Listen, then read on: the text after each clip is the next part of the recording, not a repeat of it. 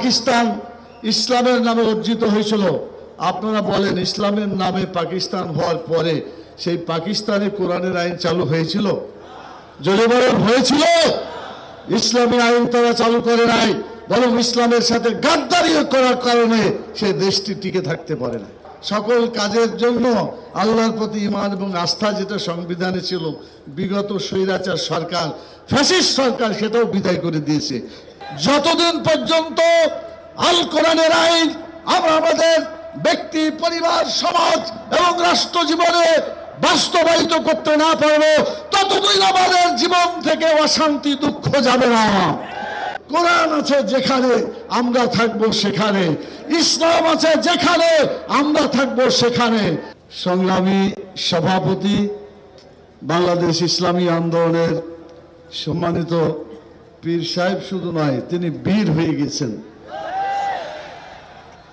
বাংলাদেশ জামাত ইসলামীর দাঁড়িপাল্লা আর ইসলামী আন্দোলনের হাত পাখা এক জায়গায় করতে পেরে উনি মহাবীরে পরিণত হয়েছেন। অবশ্য সামনের দিনে আরো বড় বড় সমাবেশ হবে, সেখানে হয়তোবা এর চাইতে আরো অনেক বেশি লোক আপনারা দেখবেন, এবং বাংলাদেশে কোরআনের আইনের পক্ষে যে জোয়ার শুরু হয়েছে এটা ইনশাআল্লাহ বিজয় লাভ করবে ইনশাআল্লাহ। সম্মানিত ভাইরা, 1947 সাল থেকে 24 বছর ধরে পাকিস্তান ইসলামের নামে অর্জিত হয়েছিল, আপনারা বলেন ইসলামের নামে পাকিস্তান হওয়ার পরে সেই পাকিস্তানে কোরআনের আইন চালু হয়েছিল? জোরে বলেন হয়েছিল? ইসলামী আইন তারা চালু করে নাই, বরং ইসলামের সাথে গাদ্দারি করার কারণে সেই দেশটি টিকে থাকতে পারে না।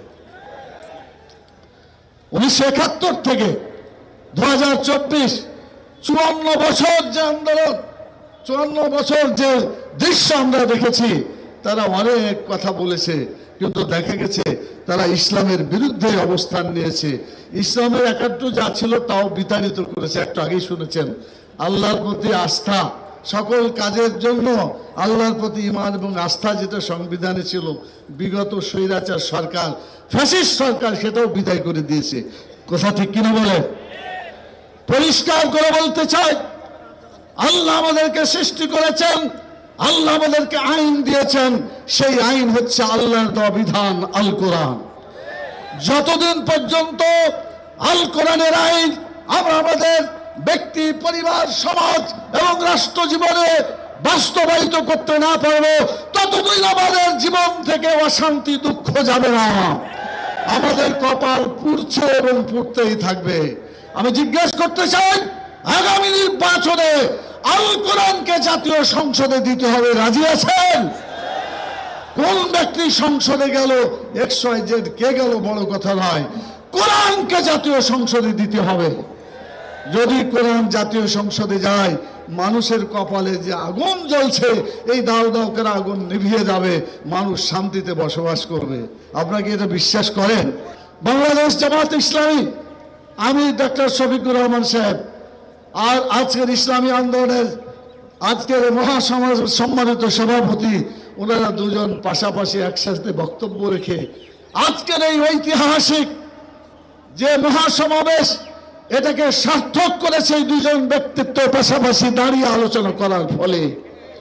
আমরা বিশ্বাস করি আরো যত দল আছে সবাইকে একই একইভাবে আমরা যদি গোটা বাংলাদেশে কোরআন আছে যেখানে আমরা থাকবো সেখানে, ইসলাম আছে যেখানে আমরা থাকবো সেখানে, আল কোরআনের আলো ঘরে ঘরে জ্বালো।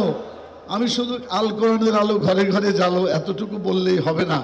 আল কোরআনের আলো ঘরে ঘরে জ্বাললে আপনার বাড়িতে আমার বাড়িতে জ্বললো, কিন্তু বাংলাদেশের টেকনাফ থেকে তেঁতুলিয়া পর্যন্ত কোরআনের আলো জ্বলবে?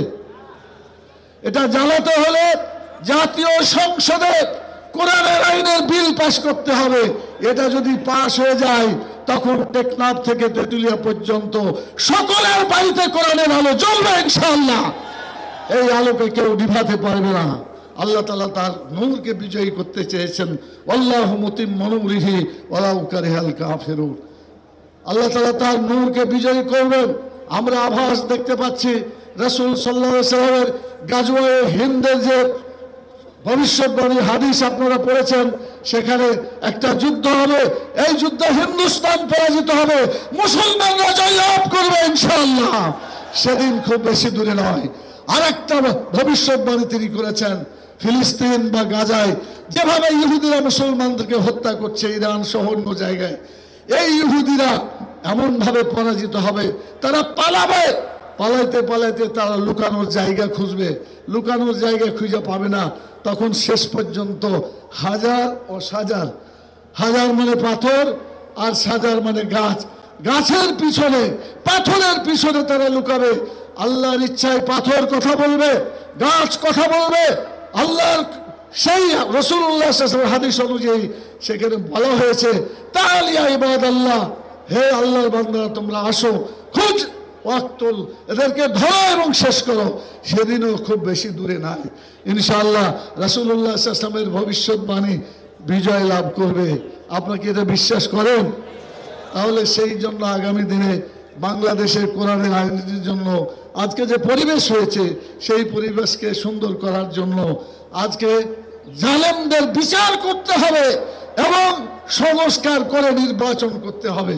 যদি সংস্কার বিচার না হয়, আগের মতো নির্বাচন হয়, এই নির্বাচন জনগণ গ্রহণ করবে না ইনশাআল্লাহ। পিআর সিস্টেমের যে কথা সবাই বলেছেন, আমরাও বলছি, জনগণও বলছে। আগামী দিনে আমাদের একটাই স্লোগান, সেটা হচ্ছে এই সকল মতবাদ দেখা শেষ, এবার ইসলামের বাংলাদেশ।